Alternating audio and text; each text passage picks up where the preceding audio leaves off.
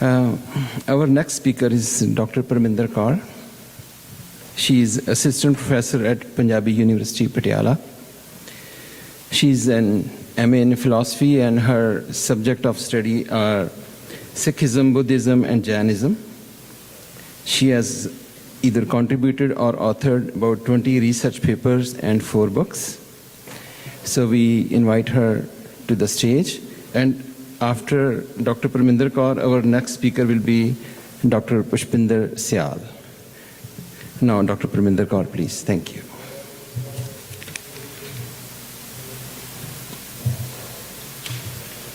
Thank you. Chief guest, Dr. Harpreet Singh Kochhar, Professor Paritam Singh, dais ਦੇ ਉੱਤੇ ਬੈਠੇ ਬਾਕੀ ਸੱਜਣ ਅਤੇ ਸਰੋਤੇ ਜਾਂ ਮੇਰੇ ਨਾਲ ਦੇ ਪਾਰਟਿਸਪੈਂਟਸ, ਸਤਿ ਸ੍ਰੀ ਅਕਾਲ।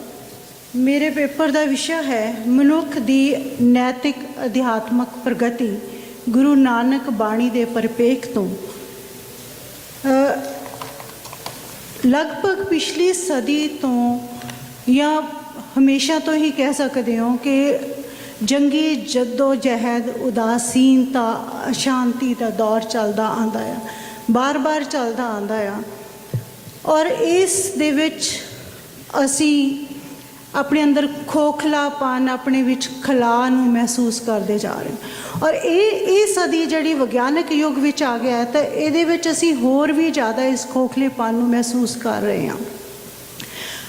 ਸਾਡੀ ਰੇਸ, ਸਾਡੀ ਦੌੜ ਬਣ ਚੁੱਕੀ ਹੈ ਕਿ ਅਸੀਂ ਵਿਗਿਆਨਕ ਕਾਢਾਂ ਤੋਂ, ਜਿਹੜੀਆਂ ਹੈਗੀਆਂ ਸੁਵਿਧਾਵਾਂ ਤੋਂ ਲਾਭ ਉਠਾ ਕੇ ਅਸੀਂ ਵੱਧ ਤੋਂ ਵੱਧ ਖੁਸ਼ੀ ਜਾਂ ਸ਼ਾਂਤੀ ਜਾਂ ਸੁੱਖ ਸੁਵਿਧਾਵਾਂ ਨੂੰ ਆਪਣੇ ਜੀਵਨ ਦੇ ਵਿੱਚ ਲਿਆ ਸਕੀਏ। ਜਿੰਨਾ ਅਸੀਂ ਇਹਨਾਂ ਸੁੱਖ ਸੁਵਿਧਾਵਾਂ ਦੀ ਦੌੜ ਵਿੱਚ ਜਾ ਰਹੇ ਹਾਂ, ਓਨਾ ਹੀ ਅਸੀਂ ਆਪੇ ਤੋਂ ਦੂਰ ਹੋ ਰਹੇ ਹਾਂ। ਸਾਨੂੰ ਸੋਚਣ ਦਾ ਮੌਕਾ ਹੀ ਨਹੀਂ ਮਿਲਦਾ ਕਿ ਸਾਡੀ ਜ਼ਿੰਦਗੀ ਕੀ ਹੈ, ਅਸੀਂ ਕਰਨਾ ਕੀ ਚਾਹੁੰਦੇ ਹਾਂ। ਔਰ ਇੱਕ ਖੋਖਲੇਪਨ ਦਾ ਅਹਿਸਾਸ ਜਿਹੜਾ ਹੈ ਉਹ ਸਾਨੂੰ ਬਾਰ-ਬਾਰ ਹੁੰਦਾ ਹੈ। ਤਾਂ ਗੁਰੂ ਨਾਨਕ ਬਾਣੀ ਦੇ ਅਨੁਸਾਰ ਆਪੇ ਤੋਂ ਦੂਰ ਹੋਣਾ, ਆਪਣੇ ਆਪ ਤੋਂ ਦੂਰ ਜਾਣਾ ਹੀ ਅਸਲ ਵਿੱਚ ਅਸ਼ਾਂਤੀ, ਅਨੈਤਿਕਤਾ ਅਤੇ ਉਦਾਸੀਨਤਾ ਦਾ ਮੁੱਖ ਕਾਰਨ ਹੈ। ਆਪ ਨਾ ਚੀਨਸ ਭ੍ਰਮ ਭ੍ਰਮ ਰੋਏ, ਆਪਣੇ ਆਪ ਨੂੰ ਪਹਿਚਾਣਦਾ ਨਹੀਂ ਹੈ ਤਾਂ ਇਸ ਕਰਕੇ ਤੂੰ ਦੁੱਖ ਪਾਉਣਾ ਹੈ। ਗੁਰੂ ਨਾਨਕ ਬਾਣੀ ਦੇ ਅਨੁਸਾਰ ਇਸ ਤਕਲੀਫ ਤੋਂ ਬਚਣ ਦਾ, ਜੋ ਸਾਡਾ ਮੇਨ ਮੁੱਦਾ ਆ ਗਿਆ ਕਿ ਇਸ ਤਕਲੀਫ ਤੋਂ ਬਚਣ ਦਾ ਰਸਤਾ ਕੀ ਹੈ। ਗੁਰੂ ਨਾਨਕ ਅਨੁਸਾਰ ਇੱਕੋ ਇੱਕ ਰਸਤਾ ਸੱਚ ਨਾਲ ਸੁਮੇਲ ਹੈ, ਸੱਚ ਦੀ ਪ੍ਰਾਪਤੀ ਹੈ। ਇਹ ਨੈਤਿਕ ਅਤੇ ਅਧਿਆਤਮਕ ਜੋ ਪ੍ਰੋਗਰੈਸ ਹੈ ਉਸ ਦਾ ਸਭ ਤੋਂ ਉੱਚਾ ਪੜਾਅ ਹੈ। ਹੁਣ ਹੈ ਕਿ ਸੱਚ ਕੀ ਹੈ। ਪਰਾਭੌਤਿਕ ਪੱਧਰ 'ਤੇ, ਮੈਟਾਫਿਜ਼ੀਕਲ ਲੈਵਲ ਦੇ ਉੱਤੇ ਸੱਚ ਦਾ ਮਤਲਬ ਹੈ ਸਦੀਵੀ ਹਸਤੀ, ਅਤੇ ਨੈਤਿਕ ਪੱਧਰ 'ਤੇ ਇਸ ਦਾ ਮਤਲਬ ਹੈ ਚੰਗਿਆਈ ਜਾਂ ਦਰੁਸਤਗੀ, ਠੀਕ ਹੋਣਾ। ਹੁਣ ਸੱਚ ਨਾਲ ਸੁਮੇਲ ਕੀ ਹੈ? ਸੱਚ ਨਾਲ ਸੁਮੇਲ ਹੈ ਪ੍ਰਭ ਰਾਤਿਓਂ ਹੋਣਾ, ਪਰਮਾਤਮਾ ਦੀ ਰਜ਼ਾ ਦੇ ਵਿੱਚ ਰਹਿਣਾ, ਪਰਮਾਤਮਾ ਦੇ ਰਾਮ ਨਾਮ ਨਾਲ ਵਿੰਨੇ ਜਾਣਾ। ਨੈਤਿਕ ਪੱਧਰ ਦੇ ਉੱਤੇ ਇਸ ਦਾ ਮਤਲਬ ਕੀ ਹੈ ਕਿ ਇਹ ਜਿਹੜੀ ਰਜ਼ਾ ਦੇ ਵਿੱਚ ਵਿੰਨੇ ਜਾਣਾ ਜਾਂ ਪ੍ਰਭ ਰਾਤਿਓਂ ਹੋਣਾ, ਇਹ ਸਾਡੇ ਜੀਵਨ ਦੇ ਵਿਹਾਰ ਦੇ ਵਿੱਚ ਪ੍ਰਗਟ ਹੋ ਜਾਵੇ। ਸੋ ਇਹ ਹੈ ਸੱਚ ਨਾਲ ਸੁਮੇਲ।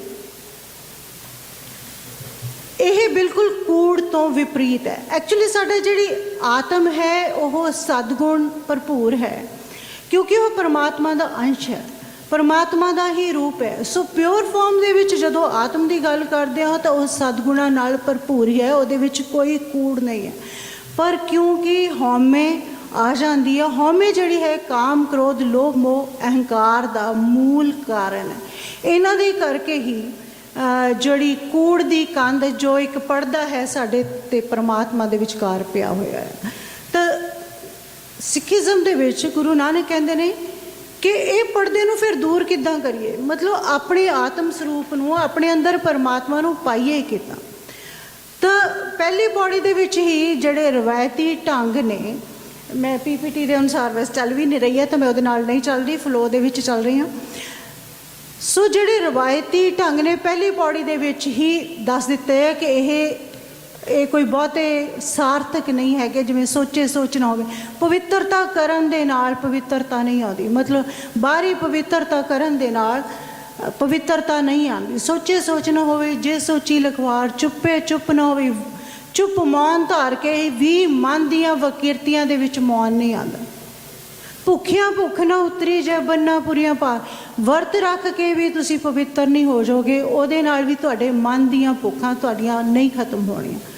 ਸਹਿ ਸਿਆਣਪਾਂ ਲੱਖ ਹੋਏ ਤਾਂ ਇੱਕ ਨਾ ਚੱਲੇ ਨਾਲ, ਸਿਆਣਪ ਦੇ ਨਾਲ ਵੀ ਤੁਸੀਂ ਆਪਣੇ ਆਪ ਦੇ ਉੱਤੇ ਕਾਬੂ ਨਹੀਂ ਪਾ ਸਕਦੇ। ਸੋ ਸਾਰੇ ਰਵਾਇਤੀ ਪੁਰਾਤਨ ਢੰਗ ਗੁਰੂ ਨਾਨਕ ਨੇ ਇੱਥੇ ਰਿਜੈਕਟ ਕਰ ਦਿੱਤੇ।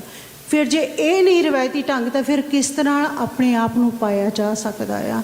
ਕਿਵ ਸਚਿਆਰਾ ਹੋਈਏ ਕਿਵ ਕੂੜੇ ਟੁੱਟੇ ਪਾਰ। ਫਿਰ ਸਚਿਆਰ ਕਿੱਦਾਂ ਹੋਣਾ, ਸੱਚ ਆਚਾਰ ਕਿੱਦਾਂ ਹੋਣਾ, ਸੱਚ ਦੇ ਆਕਾਰ ਦਾ ਕਿੱਦਾਂ ਹੋਣਾ, ਸੱਚ ਕਿੱਦਾਂ ਬਣਨਾ ਆ, ਕਿਵੇਂ ਹੋਈਏ, ਕਿਵੇਂ ਇਹ ਕੂੜ ਦੀ ਜਿਹੜੀ ਕੰਧ ਹੈ ਪਾਰ ਹੈਗੀ ਹੈ, ਪਾਲ ਜਿਹੜੀ ਹੈ ਉਹ ਟੁੱਟ ਜਾਵੇ। ਹੁਕਮ ਰਜਾਈ ਚੱਲਣਾ ਨਾਨਕ ਲਿਖਿਆ ਨਾਲ, ਹੁਕਮ ਰਜਾ ਦੇ ਅਨੁਸਾਰ ਚੱਲਣਾ। ਇਹ ਜਿਹੜਾ ਹੁਕਮ ਹੈ ਸਾਡੇ ਮੱਥੇ ਦੇ ਉੱਤੇ ਪਰਮਾਤਮਾ ਨੇ ਸਾਡੇ ਜਨਮ ਦੇ ਸਮੇਂ ਹੀ ਲਿਖਤਾ, ਇਹਦੇ ਅਨੁਸਾਰ ਚੱਲਣਾ ਹੀ ਸਾਨੂੰ ਸਚਿਆਰ ਬਣਾ ਸਕਦਾ ਹੈ, ਪਰਮਾਤਮਾ ਨਾਲ ਮੇਲ ਕਰਾ ਸਕਦਾ। ਹੁਣ ਇੱਥੇ ਇੱਕ ਕੁਐਸਚਨ ਆਉਂਦਾ ਹੈ ਕਿ ਅਸੀਂ ਸਾਰੇ, ਸਾਨੂੰ ਜਾਣਕਾਰੀ ਹੈ, ਮੈਂ ਜਾਣਕਾਰੀ ਕਹੂੰਗੀ, ਗਿਆਨ ਨਹੀਂ ਕਹੂੰਗੀ, ਕਿ ਗਿਆਨ ਤੇ ਜਾਣਕਾਰੀ 'ਚ ਫਰਕ ਹੈ। ਸਾਨੂੰ ਸਭ ਨੂੰ ਜਾਣਕਾਰੀ ਹੈ ਕਿ ਜੋ ਵੀ ਸੰਸਾਰ ਦੇ ਵਿੱਚ ਘਟਨਾਵਾਂ ਹੋ ਰਹੀਆਂ, ਜੋ ਕੁਝ ਵੀ ਯੂਨੀਵਰਸ ਦੇ ਵਿੱਚ ਹੋ ਰਿਹਾ, ਉਹ ਪਰਮਾਤਮਾ ਦੀ ਰਜ਼ਾ ਅਨੁਸਾਰ ਹੋ ਰਿਹਾ, ਹੁਕਮ ਅਨੁਸਾਰ ਹੋਇਆ। ਹੁਕਮ ਇੱਥੇ ਤੁਸੀਂ ਯੂਨੀਵਰਸਲ ਲਾਅ ਵੀ ਕਹਿ ਸਕਦੇ ਹੋ। ਜੇ ਸਭ ਕੁਝ ਪਰਮਾਤਮਾ ਦੀ ਰਜ਼ਾ ਦੇ ਅਨੁਸਾਰ ਹੋ ਰਿਹਾ, ਹੁਕਮ ਦੇ ਵਿੱਚ ਹੋ ਰਿਹਾ, ਤਾਂ ਫਿਰ ਸਾਡਾ ਤਾਂ, ਅਸੀਂ ਤਾਂ ਆਲਰੇਡੀ ਹੁਕਮ ਦੇ ਵਿੱਚ ਹੈਗੇ ਹਾਂ। ਫਿਰ ਅਸੀਂ ਕਿਉਂ ਨਹੀਂ ਪਰਮਾਤਮਾ ਨਾਲ ਮੇਲ ਕਿਉਂ ਨਹੀਂ ਹੋ ਰਿਹਾ ਸਾਡਾ? ਹੁਕਮ ਰਜ਼ਾਈ ਚੱਲਣਾ, ਰਜ਼ਾ ਦੇ ਵਿੱਚ ਚੱਲਣਾ। ਰਜ਼ਾ ਦਾ ਮਤਲਬ ਪ੍ਰਸੰਨਤਾ ਦੇ ਵਿੱਚ ਚੱਲਣਾ। ਹੁਕਮ ਹਮੇਸ਼ਾ ਕਲਿਆਣਕਾਰੀ ਹੁੰਦਾ, ਹੁਕਮ ਹਮੇਸ਼ਾ ਹਰ ਜੀਵ ਦੇ ਸਰਬੱਤ ਦੇ ਭਲੇ ਦੇ ਲਈ ਹੈ। ਸੋ ਪਰਮਾਤਮਾ ਹਰ ਹਾਲ ਦੇ ਵਿੱਚ ਖੁਸ਼ ਹੈ, ਤਾਂ ਜਿਹੜਾ ਸਾਧਕ ਹੈ ਜਾਂ ਜਿਹੜਾ ਵਿਅਕਤੀ ਹੈ ਉਸ ਦੀ ਖੁਸ਼ੀ ਦੇ ਵਿੱਚ ਆਪਣੇ ਆਪ ਨੂੰ ਖੁਸ਼ ਰੱਖੇ, ਤਾਂ ਹੀ ਉਸ ਦਾ ਪਰਮਾਤਮਾ ਨਾਲ ਮੇਲ ਹੋ ਸਕਦਾ। ਹੁਕਮ ਹਮੇਸ਼ਾ ਕਲਿਆਣਕਾਰੀ ਹੈ, ਇਸ ਕਰਕੇ ਉਹ ਸਾਡੇ ਅੰਦਰੋਂ ਸਾਨੂੰ ਇਸ਼ਾਰਾ ਦਿੰਦਾ ਹੈ, ਜਦੋਂ ਕੋਈ ਚੰਗਾ ਕੰਮ ਕਰਦੇ ਹਾਂ ਇਸ ਨੂੰ ਕਰੋ, ਅਤੇ ਜਦੋਂ ਅਸੀਂ ਕੋਈ ਬੁਰਾ ਕੰਮ ਕਰਦੇ ਹਾਂ ਤਾਂ ਸਾਡੇ ਅੰਦਰੋਂ ਇਹ ਹੁਕਮ ਹੀ ਕਹਿੰਦਾ ਆ ਕਿ ਇਸ ਰੁਕ ਜਾਓ। ਪਰ ਅਸੀਂ ਇਸ ਹੁਕਮ ਨੂੰ ਇਗਨੋਰ ਕਰਨ ਦੇ ਆਦੀ ਹੋ ਚੁੱਕੇ ਹਾਂ। ਕਬੀਰ ਜੀ ਕਹਿੰਦੇ ਨੇ ਕਿ ਹੁਕਮੇ ਬੂਝੇ ਚੌਪੜ ਖੇਲੇ। ਜਿਹੜਾ ਜਿਹਨੂੰ ਹੁਕਮ ਚੌਪੜ ਜਿਹੜਾ ਖੇਡ ਖੇਡਦੇ ਨੇ, ਕਿ ਜਿਹੜਾ ਹੁਕਮ ਨੂੰ ਬੁੱਝ ਲੈਂਦਾ ਹੈ ਉਹ ਇਹਦੇ ਪਾਸੇ ਸੁੱਟਦਾ ਆ, ਅਤੇ ਉਹ ਸਮਝ ਜਾਂਦਾ ਹੈ ਕਿ ਕਿਹੜਾ ਪਾਸਾ ਚਲਾਉਣਾ ਹੈ। ਸੋ ਸਹਿਸਕ੍ਰਿਤੀ ਸ਼ਲੋਕਾਂ ਦੇ ਵਿੱਚ ਗੁਰੂ ਅਰਜਨ ਦੇਵ ਜੀ ਦੱਸਦੇ ਕਿ ਇਹ ਜਿਹੜੇ ਪੂਰਨ ਪੁਰਸ਼ ਹੈ ਜਿਨ੍ਹਾਂ ਨੇ ਹੁਕਮ ਨੂੰ ਬੁੱਝ ਲਿਆ, ਉਹਨਾਂ ਦੀਆਂ ਖਾਸੀਅਤਾਂ ਕੀ ਹੈ, ਉਹਨਾਂ ਦੇ ਗੁਣ ਕੀ ਨੇ। ਮੈਂ ਇਹ ਪੜ੍ਹ ਕੇ ਹੀ ਸੁਣਾਉਂਦੀ ਹਾਂ। ਉਹ ਹਰ ਸਮੇਂ ਪਰਮਾਤਮਾ ਦਾ ਸਿਮਰਨ ਕਰਦਾ ਹੈ। ਜੋ ਪੂਰਨ ਪੁਰਸ਼ ਹੈ ਉਹ ਦੁੱਖ ਸੁੱਖ ਨੂੰ ਇੱਕ ਸਮਾਨ ਜਾਣਦਾ ਹੈ ਅਤੇ ਨਿਰਵੈਰ ਹੈ। ਉਹ ਸਮੂਹ ਪ੍ਰਾਣਧਾਰੀਆਂ 'ਤੇ ਮਿਹਰਬਾਨ ਹੈ ਅਤੇ ਪੰਜਾਂ ਪ੍ਰਾਣ ਨਾਸ਼ਕ ਕਾਮ ਕ੍ਰੋਧ ਲੋਭ ਮੋਹ ਹੰਕਾਰ ਪਾਪਾਂ 'ਤੇ ਕਾਬੂ ਪਾ ਲੈਂਦਾ ਹੈ। ਉਸ ਦੀ ਖੁਰਾਕ ਪਰਮਾਤਮਾ ਦੀ ਸਿਫਤ ਸਲਾਹ ਹੈ ਅਤੇ ਉਹ ਸੰਸਾਰਕ ਮਾਇਆ ਅੰਦਰ ਨਿਰਲੇਪ ਰਹਿੰਦਾ ਹੈ। ਉਹ ਗੁਰੂ ਦੋਸਤ ਅਤੇ ਦੁਸ਼ਮਣ ਨੂੰ ਇੱਕ ਸਮਾਨ ਸਿੱਖ ਮੱਤ ਦਿੰਦਾ ਹੈ ਅਤੇ ਪਰਮਾਤਮਾ ਦੇ ਅਨੁਰਾਗ ਨੂੰ ਪਿਆਰ ਕਰਦਾ ਹੈ। ਜੋ ਕੰਨਾਂ ਨਾਲ ਨਿੰਦਾ ਨਹੀਂ ਸੁਣਦਾ ਅਤੇ ਆਪਣੀ ਸਵੈ ਹੰਗਤਾ ਨੂੰ ਮਾਰ ਕੇ ਸਾਰਿਆਂ ਦੇ ਚਰਨਾਂ ਦੀ ਧੂੜ ਬਣਦਾ ਹੈ। ਜਿਸ ਕਿਸੇ ਵਿੱਚ ਵੀ ਇਹ 6 ਗੁਣ ਹਨ, ਉਸ ਦਾ ਨਾਮ ਮਿੱਤਰ ਸੰਤ ਮੁਕੰਮਲ ਪੁਰਸ਼ ਹੈ। ਇਹ ਪੂਰਨ ਪੁਰਸ਼ ਦੀ ਪਹਿਚਾਣ ਹੈ। ਸੋ ਸਚਿਆਰ ਦਾ ਮਤਲਬ ਹੈ ਕਿ ਟਰੂਥਫੁਲ ਹੋਣਾ, ਸੱਚ ਨੂੰ ਆਪਣੇ ਜੀਵਨ ਦੇ ਵਿੱਚ ਗ੍ਰਹਿਣ ਕਰ ਲੈਣਾ।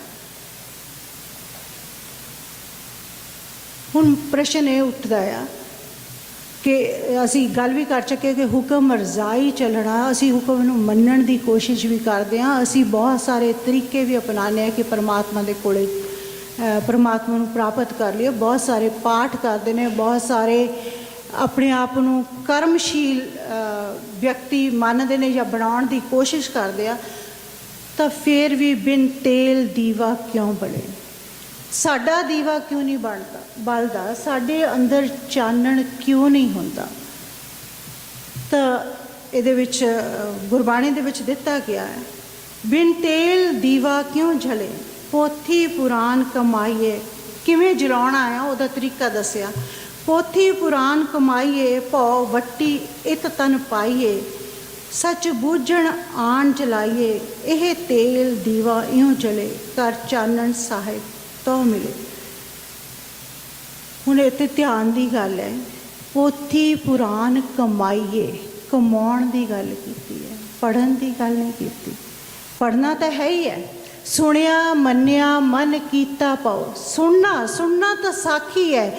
ਜਿਹੜੇ ਉਸ ਸਟੇਜ ਦੇ ਉੱਤੇ ਪਹੁੰਚ ਗਏ ਉਹਨਾਂ ਤੋਂ ਗਿਆਨ ਲੈਣਾ, ਗ੍ਰੰਥਾਂ ਤੋਂ ਗਿਆਨ ਲੈਣਾ, ਉਹਨਾਂ ਨੇ ਲਿਖੇ ਹੋਏ ਗ੍ਰੰਥ ਨੇ, ਉਹਨਾਂ ਤੋਂ ਗਿਆਨ ਲੈਣਾ ਤਾਂ ਸੁਣਨਾ ਆ। ਸਾਖੀ ਰੂਪ ਦੇ ਵਿੱਚ ਉਹਨੂੰ ਗ੍ਰਹਿਣ ਕਰਨਾ, ਜਾਣਕਾਰੀ ਪ੍ਰਾਪਤ ਕਰਨੀ। ਸੁਣਿਆ ਮੰਨਿਆ, ਮੰਨਣ ਦਾ ਮਤਲਬ ਇੱਦਾਂ ਨਹੀਂ ਕਿ ਮੰਨ ਲਿਆ, ਮਨਨ ਕਰਨਾ, ਉਸ 'ਤੇ ਵਿਚਾਰ ਕਰਨਾ, ਉਸ 'ਤੇ ਵਿਚਾਰ ਕਰਨਾ, ਆਪਣੇ ਮਨ ਨੂੰ ਉਸ ਦੇ ਅਨੁਸਾਰ ਢਾਲਣ ਜਾਂ ਵਿਵੇਕ ਬੁੱਧੀ ਨਾਲ ਉਸ ਨੂੰ ਅੰਦਰ ਲੈ ਕੇ ਆਉਣਾ।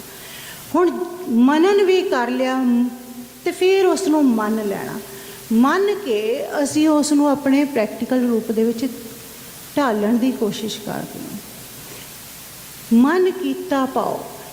ਹੁਣ ਢਾਲ ਲਿਆ ਤਾਂ ਪਿਆਰ ਨਹੀਂ ਹੋ ਜਾਣਾ। ਜਦੋਂ ਢਾਲਣ ਦੀ ਕੋਸ਼ਿਸ਼ ਕਰਦੇ ਹਾਂ ਤਾਂ ਫਿਰ ਉਹਦੀ ਸੈਟਿੰਗ ਨਹੀਂ ਆਉਂਦੀ, ਕਿਉਂਕਿ ਉਹਦੇ ਅਰਥ ਉਸ ਡੂੰਘਾਈ ਤੱਕ ਸਮਝੇ ਹੀ ਨਹੀਂ ਵਿਵੇਕ ਬੁੱਧੀ ਨਾਲ। ਜਦੋਂ ਉਹਨੂੰ ਪ੍ਰੈਕਟੀਕਲ ਰੂਪ ਦੇ ਵਿੱਚ ਲੈ ਕੇ ਆਉਂਗੇ ਤਾਂ ਫਿਰ ਅੜਚਣਾਂ ਆਉਂਦੀਆਂ ਨੇ, ਉਹਨੂੰ ਸਮਝਣ ਦੇ ਵਿੱਚ ਪ੍ਰੋਬਲਮ ਆਉਂਦੀ ਹੈ, ਤਾਂ ਫਿਰ ਉਸ 'ਤੇ ਮਨਨ ਹੁੰਦਾ ਦੁਬਾਰਾ ਤੋਂ। ਜਦੋਂ ਉਹ ਸਮੂਥਲੀ ਉਹ ਫਿਲਾਸਫੀ, ਉਹ ਫਲਸਫਾ ਸਾਡੇ ਜੀਵਨ ਦੇ ਵਿੱਚ ਢਲਣਾ ਸ਼ੁਰੂ, ਮਨ ਕੀਤਾ ਭਾਵ, ਜਦੋਂ ਚੀਜ਼ ਸਾਡਾ ਮਨ ਮੰਨ ਲੈਂਦਾ, ਜਦੋਂ ਸਾਡੀ ਵਿਵੇਕ ਬੁੱਧੀ ਉਸ ਚੀਜ਼ ਨੂੰ ਮੰਨ ਲੈਂਦੀ ਆ, ਤਾਂ ਸਾਨੂੰ ਉਹਦੇ ਨਾਲ ਪਿਆਰ ਹੁੰਦਾ ਹੈ। ਜਦੋਂ ਅਸੀਂ ਸ਼ੁਰੂ ਦੇ ਵਿੱਚ ਕਰਮ ਕਰਨਾ ਸ਼ੁਰੂ ਕਰਦੇ ਹਾਂ ਤਾਂ ਪਿਆਰ ਨਹੀਂ ਹੁੰਦਾ ਉਹਨਾਂ ਕਰਮਾਂ ਨਾਲ, ਉਹ ਰਵਾਇਤੀ ਰਸਮੀ ਕਰਮ ਹੁੰਦੇ ਨੇ। ਸੋ ਇਹ ਬਹੁਤ ਸਲੋ ਪ੍ਰੋਸੈਸ ਹੈ। ਇਸ ਨੂੰ ਚੱਲਣ ਦਾ ਰਸਤਾ ਸਹਿਜ ਦਾ ਰਸਤਾ ਕਿਹਾ ਗਿਆ ਆ। ਸਹਿਜ ਦੇ ਰਸਤੇ ਵਿੱਚ ਸੇਵਾ ਅਤੇ ਸਿਮਰਨ ਦੋਵੇਂ ਹੀ ਆਉਂਦੇ ਨੇ।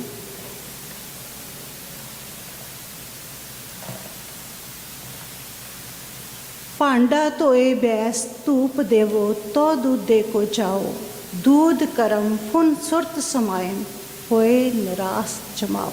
ਆਪਣੇ ਨਾਮ ਨਾਲ ਆਪਣੇ ਭਾਂਡੇ ਨੂੰ, ਆਪਣੇ ਮਨ ਨੂੰ ਧੋਲਾ ਪਹਿਲਾਂ ਨਾਮ ਨਾਲ ਵਿਚਾਰ ਕਰਕੇ ਵਿਵੇਕ ਬੁੱਧੀ ਨਾਲ ਮੇਰੇ ਵਿੱਚ ਕੀ ਕਮੀਆਂ, ਮੇਰਾ ਗ੍ਰੰਥ ਕੀ ਕਹਿੰਦਾ ਹੈ, ਜੋ ਮਨ ਦੀ ਮੈਲ ਆ ਇਹਨੂੰ ਧੋਣ ਦੀ ਕੋਸ਼ਿਸ਼ ਕਰ। ਭਾਂਡਾ ਧੋਏ ਧੂਪ ਦੇ, ਤੋ ਦੁੱਧ ਦੇ ਕੋ ਜਾਓ, ਤਾਂ ਫਿਰ ਅੰਮ੍ਰਿਤ ਲੈਣ ਜਾ। ਦੁੱਧ ਕੀ ਹੈ? ਦੂਧ ਕਰਮ ਫੁਨ ਸੁਰਤ ਸਮਾਇਨ। ਪਵਿੱਤਰ ਕਰਮ ਫਿਰ ਹੋਣਗੇ ਜੇ ਮਨ ਪਵਿੱਤਰ ਹੋ ਗਿਆ, ਤੇ ਫਿਰ ਇਸ ਨੂੰ ਸੁਰਤ ਦੇ ਵਿੱਚ ਸਮਾ ਲਾ, ਤੇ ਫਿਰ ਇਸ ਨੂੰ ਨਿਰਾਸ਼ ਹੋ ਕੇ ਜਮਾ ਲਾ। ਜਿਹੜੇ ਲੋਕ ਦੁੱਧ ਜਮਾਉਂਦੇ ਨੇ ਉਹ ਸਾਰੇ ਚੰਗੀ ਤਰ੍ਹਾਂ ਜਾਣਦੇ ਨੇ ਕਿ ਦੁੱਧ ਨੂੰ ਇੱਕ ਵਾਰ ਛੇੜ ਦਿਓ ਤੇ ਜੰਮਦਾ ਨਹੀਂ ਹੈ, ਉਹਨੂੰ ਨਿਰਾਸ਼ ਹੋ ਕੇ ਆਪਣੇ ਆਪ ਜੰਮਣ ਦਾ ਟਾਈਮ ਦੇਣਾ ਪੈਂਦਾ। ਇਸੇ ਤਰ੍ਹਾਂ ਗੁਰੂ ਸਾਹਿਬ ਕਹਿੰਦੇ, ਹਰ ਕਾ ਬਿਲੋਵ ਨਾ ਬਿਲੋਵੋ ਮੇਰੇ ਪਾਏ, ਸਹਿਜ ਬਿਲੋਵੋ ਜੈਸੇ ਤਤ ਨਾ ਜਾਏ। ਕਿ ਪਰਮਾਤਮਾ ਦਾ ਜਿਹੜਾ ਨਾਮ ਸਿਮਰਨ ਤੇ ਕਰਮ ਦਾ ਜਿਹੜਾ ਇਹ ਰਿੜਕਦੇ ਆ ਨਾ, ਤੁਸੀਂ ਇਹ ਸਹਿਜ ਦੇ ਵਿੱਚ ਇੱਦਾਂ ਨਹੀਂ ਹੈ ਕਿ ਅੱਜ ਕੀਤਾ ਤੇ ਫਟਾਫਟ ਹੋ ਜਾਏਗਾ। ਇਹਨੂੰ ਸਹਿਜ ਦੇ ਵਿੱਚ ਹੌਲੀ ਹੌਲੀ ਚੱਲਣ ਦਿਓ। ਤੁਸੀਂ ਇੱਕ ਕੰਮ ਕਰਦੇ ਹੋ ਤਾਂ ਉਹਦੇ ਵਿੱਚ ਜੋ ਵੀ ਪ੍ਰੈਕਟੀਕਲ ਰੂਪ ਦੇ ਵਿੱਚ ਜਦੋਂ ਉਸ ਨੂੰ, ਉਸ ਸਿਧਾਂਤ ਨੂੰ ਅਪਣਾਉਂਦੇ ਆ ਤਾਂ ਪ੍ਰੈਕਟੀਕਲ ਰੂਪ ਦੇ ਵਿੱਚ ਬਹੁਤ ਸਾਰੀਆਂ ਪ੍ਰੋਬਲਮਸ ਆਉਂਦੀਆਂ, ਉਹਨਾਂ ਨੂੰ ਦੁਬਾਰਾ ਤੋਂ ਫਿਰ ਮਨਨ ਕਰਨਾ ਪੈਂਦਾ, ਫਿਰ ਵਿਹਾਰ ਦੇ ਵਿੱਚ ਲਾਗੂ ਕਰਨਾ ਪੈਂਦਾ। ਇਸ ਤਰ੍ਹਾਂ ਇਹ ਜਿਹੜਾ ਪ੍ਰੋਸੈਸ ਹੈ ਇਹ ਹੌਲੀ ਹੌਲੀ ਚੱਲਦਾ ਆ। ਇਹ ਤੁਹਾਡਾ ਇੱਕਦਮ ਕੀਤਾ ਹੋਇਆ ਕੰਮ ਨਹੀਂ ਕਿ ਇਹ ਜਿਵੇਂ ਯੋਗ ਵਾਲੇ ਕਹਿੰਦੇ ਆ ਜਾਂ ਸੰਨਿਆਸ ਵਾਲੇ ਕਹਿੰਦੇ ਆ, ਉਹ ਇੱਕਦਮ ਕੀਤਾ ਹੋਇਆ ਕੰਮ ਨਹੀਂ। ਸੋ ਇਹ ਸਾਰਾ ਪ੍ਰੋਸੈਸ ਜਪਜੀ ਦੇ 5 ਖੰਡਾਂ ਦੇ ਵਿੱਚ ਸ਼ਾਰਟ ਦੇ ਵਿੱਚ ਦਿੱਤਾ ਹੋਇਆ। ਧਰਮ ਖੰਡ ਰਸਮੀ ਕਰਮ ਨੇ, ਜਿਹੜੇ ਅਸੀਂ ਕਿਤਾਬਾਂ ਤੋਂ ਜਾਂ ਧਾਰਮਿਕ ਗ੍ਰੰਥਾਂ ਦੇ ਵਿੱਚ ਜੋ ਲਿਖਿਆ ਹੋਇਆ, ਮੈਂ ਸ਼ਾਰਟ ਕਰ ਰਹੀ ਹਾਂ, ਧਾਰਮਿਕ ਗ੍ਰੰਥਾਂ ਦੇ ਵਿੱਚ ਲਿਖਿਆ ਹੋਇਆ ਉਹਨਾਂ ਨੂੰ ਜਿਸ ਤਰ੍ਹਾਂ ਕਿਹਾ ਗਿਆ ਉਸ ਨੂੰ ਪੜ੍ਹ ਕੇ ਉਸ ਨੂੰ ਉਹਨਾਂ ਸ਼ੁਭ ਆਚਾਰਾਂ ਦੇ ਉੱਤੇ ਚੱਲਣ ਦੀ ਜਿਹੜਾ ਤਰੀਕਾ ਹੈ ਇਹਦੇ ਵਿੱਚ ਬਹੁਤ ਕਲੀਅਰ ਦਿੱਤਾ ਹੈ ਕਿ ਪੌਣ ਪਾਣੀ ਅਗਨੀ ਪਤਾਲ ਤਿਸ ਵਿੱਚ ਧਰਤੀ ਥਾਪ ਰੱਖੀ ਧਰਮਸਾਲ। ਧਰਤੀ ਧਰਮਸਾਲ ਹੈ, ਉਹਦੇ ਵਿੱਚ ਹਰ ਜੀਵ, ਹਰ ਜੀਵਤ ਅਜੀਵਤ ਚੀਜ਼ ਆਪਣੇ ਕਰਮ ਦੇ ਵਿੱਚ ਲੱਗੀ ਹੋਈ ਹੈ। ਇਸ ਕਰਕੇ ਮਨੁੱਖ ਨੂੰ ਵੀ ਆਪਣੇ ਸਟੇਸ਼ਨ ਦੇ ਅਨੁਸਾਰ ਆਪਣੀਆਂ ਡਿਊਟੀਆਂ ਨੂੰ ਪੂਰੇ ਕਰਦੇ ਰਹਿਣਾ ਚਾਹੀਦਾ। ਜਿਵੇਂ ਹੀ ਇਸ ਖੰਡ ਦੇ ਵਿੱਚੋਂ ਨਿਕਲਦਾ ਆ ਤਾਂ ਗਿਆਨ ਖੰਡ ਦੇ ਵਿੱਚ ਪਹੁੰਚਣ ਲਈ ਇਹ ਕਰਮ ਜ਼ਰੂਰੀ ਹੈ। ਫਲ ਕਾਰਨ ਫੂਲੀ ਬਨ ਰਾਏ, ਫਲ ਪਿਆ ਤਾਂ ਫੂਲ ਬਿਲ ਆਏ। ਇਹ ਜਿਹੜੇ ਫੁੱਲ ਲੱਗਦੇ ਨੇ ਫਲ ਲੱਗਣ ਲਈ ਹੈ। ਜਦੋਂ ਫਲ ਲੱਗ ਜਾਂਦਾ ਤਾਂ ਫੁੱਲਾਂ ਦੀ ਕੋਈ ਜ਼ਰੂਰਤ ਨਹੀਂ ਰਹਿੰਦੀ। ਨਾਮੇ ਗਿਆਨੇ ਕਾਰਨ ਕਰਮ ਅਭਿਆਸ, ਗਿਆਨ ਪਿਆ ਤਾਂ ਕਰਮੇ ਨਾਸ। ਇਹ ਜਿਹੜੇ ਰਸਮੀ ਕੰਮ ਹੈ ਇਹ ਗਿਆਨ ਦੇ ਲਈ ਹੈ। ਜਦੋਂ ਗਿਆਨ ਹੋ ਜਾਂਦਾ ਤਾਂ ਇਹ ਰਸਮੀ ਕੰਮਾਂ ਦੀ ਕੋਈ ਬਹੁਤੀ ਇੰਪੋਰਟੈਂਸ ਨਹੀਂ ਰਹਿੰਦੀ। ਸੋ ਗਿਆਨ ਖੰਡ ਦੇ ਵਿੱਚ ਕੇਤੇ ਦੀ ਗੱਲ ਕਰਦੇ ਆ, ਮੈਂ ਡਿਟੇਲ 'ਚ ਨਹੀਂ ਗੱਲ ਕਰਾਂਗੀ। ਕੇਤੇ ਦੀ ਗੱਲ, ਕਿੰਨੇ ਸਿੱਧ ਪੀਰ ਨਾਥ ਨੇ, ਕਿਤੇ ਦੇਵੀ ਵੇਸ, ਕਿੰਨੀਆਂ ਸੁਰਤਾਂ ਨੇ, ਕਿੰਨੇ ਯੋਗੀ ਨੇ, ਕਿੰਨੇ ਖੰਡ ਨੇ, ਕਿੰਨੀਆਂ ਬਾਣੀਆਂ ਨੇ, ਇਹ ਸਾਰਾ ਕੁਝ ਹੈ।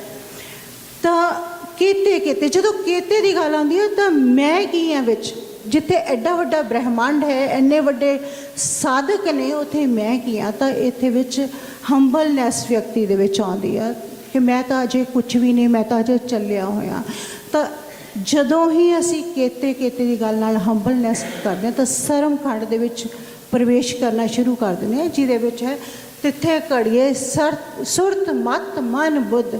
ਜਦੋਂ ਹੰਬਲਨੈਸ ਹੁੰਦੀ ਹੈ, ਸੁਰਤ ਪੂਰਨ ਇਕਾਗਰਤਾ ਘੜਨੀ ਸ਼ੁਰੂ ਹੋ ਜਾਂਦੀ ਹੈ, ਮਤ ਘੜਨੀ ਸ਼ੁਰੂ ਹੋ ਜਾਂਦੀ ਹੈ, ਸਾਡੀ ਵਿਵੇਕ ਬੁੱਧੀ ਉਸ ਲੈਵਲ ਤੱਕ ਜਾਣਾ ਸ਼ੁਰੂ ਕਰ ਦਿੰਦੀ ਹੈ। ਤਾਂ ਸਰਮ ਖੰਡ ਦੇ ਉੱਤੋਂ ਜਦੋਂ ਮਤਲਬ ਅਸੀਂ ਸੋਚਣਾ ਹੀ ਸਾਡਾ ਸੁਭਾਅ ਬਣ ਜਾਂਦਾ, ਚੰਗਾ ਸੋਚਣਾ, ਚੰਗਾ ਕਰਮ ਕਰਨਾ। ਕਰਮ ਖੰਡ ਕੀ ਬਾਣੀ ਚੋਰ, ਅਗਲਾ ਖੰਡ ਕਰਮ ਹੈ।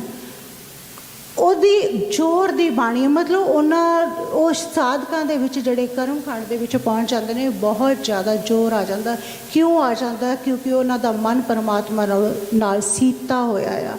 ਉਹ ਪਵਿੱਤਰ ਲੋਕ ਨੇ, ਉਹ ਉਸ ਦੇ ਹੁਕਮ ਵਿੱਚ ਚੱਲਦੇ ਨੇ। ਜੋ ਕੁਝ ਕਰ ਰਿਹਾ ਪਰਮਾਤਮਾ ਕਰ ਰਿਹਾ। ਸੋ ਪਰਮਾਤਮਾ ਦਾ ਜ਼ੋਰ ਬਹੁਤ ਜ਼ਿਆਦਾ ਆ। ਸੋ ਪਰਮਾਤਮਾ ਦੇ ਜ਼ੋਰ ਅੱਗੇ ਕਿਸੇ ਹੋਰ ਦਾ ਜ਼ੋਰ ਨਹੀਂ ਚੱਲਦਾ। ਸੱਚਖੰਡ ਵਸੇ ਨਿਰੰਕਾਰ, ਕਰ ਕਰ ਵੇਖੇ ਨਾ ਦੁਨੀਆ। ਅਗਲਾ ਖੰਡ ਸੱਚਖੰਡ ਦਾ ਆਉਂਦਾ ਹੈ, ਜਿੱਥੇ ਵਿਅਕਤੀ ਦਾ ਆਤਮ ਜਿਹੜਾ ਹੈ ਉਹ ਪਰਮਾਤਮ ਸਰੂਪ ਬਣ ਜਾਂਦਾ। Thank you. ਮੈਂ ਜ਼ਿਆਦਾ ਨਹੀਂ ਬੋਲ ਸਕਦੀ, ਟਾਈਮ ਹੋ ਗਿਆ। Thank you.